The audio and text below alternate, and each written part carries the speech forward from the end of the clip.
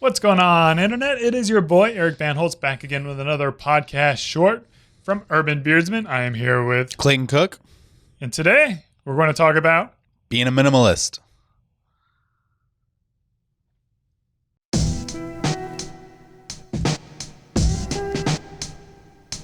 All right, guys, there are 4 different ways for you to become a minimalist in various aspects of your life. Clayton, what is the first way? Number one we talked about is minimalist design. Oh, yeah.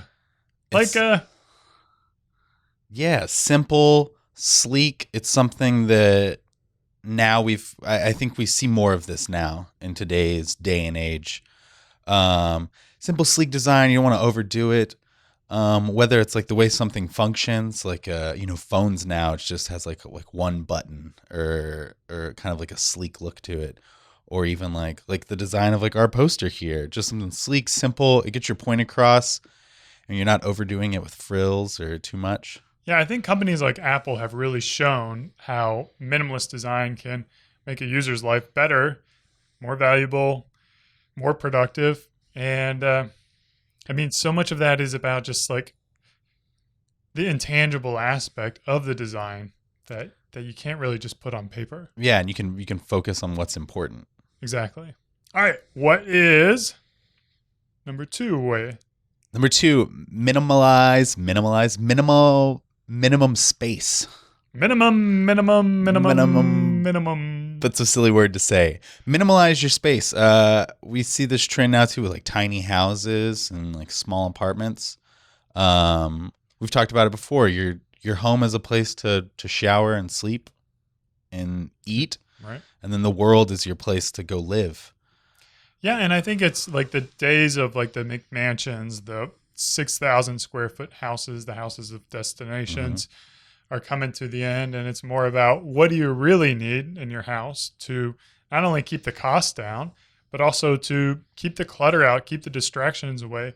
One lesson I learned when I was buying a house, I was talking to a friend, and there's always this desire to buy more, but it's like buy more space. But once you get in there, it's like, yeah, well, now you have to buy the couch to fill the room. Yeah. You have to buy the furniture to fill it up.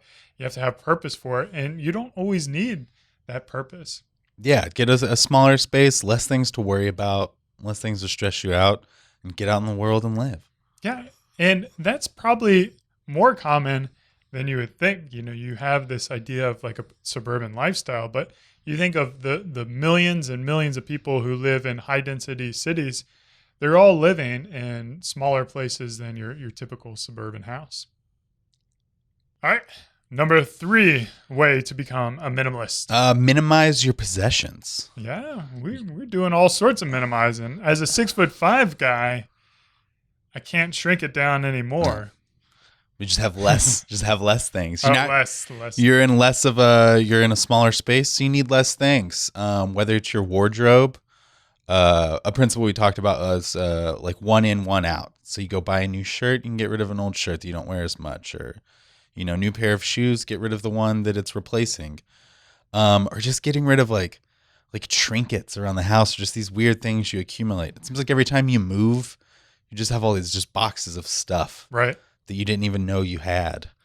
You know what else I'm a big fan of, and kind of along these lines, is spending twice the amount that you would spend on an item. And not only that, like never looking for sale or never buying on a sale. Like I think those 2 tips are going to help you make sure that the product is valuable for you and it can be integrated into your life. And then not only that, it's going to be a higher quality product that you can keep longer and really find value in and build that attachment to, from a functional standpoint rather than from like just trying to solve this small hunger that you have now for affection to a new item. Yeah, I like that. The focusing on the function of things in your life. And then as you're using these things and you understand the role it plays in your life, you value it more. So you have less things that now like mean more to you, that you're taking better care of. Cool. Well, I can't imagine minimalism can mean more than that, but we do have a 4th way. Minimalize your diet. Really? Yeah. So does that just mean eating less? maybe portion control and eating less is part of it, but also a simplification of things. Right. We talk about like there's like meal replacements that you can use, whether it's like Soylent or these different kind of all-in-one drinks. Soylent, Joylent. Yeah, or even just minimalizing. Like for me, I found to eat healthier, it's just you pick a few of these healthy items. You can do like some meal prep during the week, and maybe you're eating less of a variety, but you're hitting on your health points. Right. You're getting in that kale and those good vegetables and this and that, and because you've limited your options to that, you don't have to worry about planning as much or thinking about what you're going to be eating. You just go right to it. Yeah, eating is such like a big part of our lives that almost become automatic where you don't think about it anymore.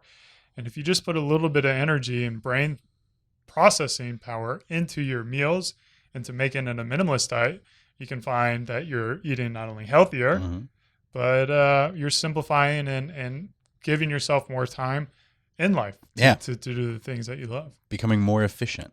Cool.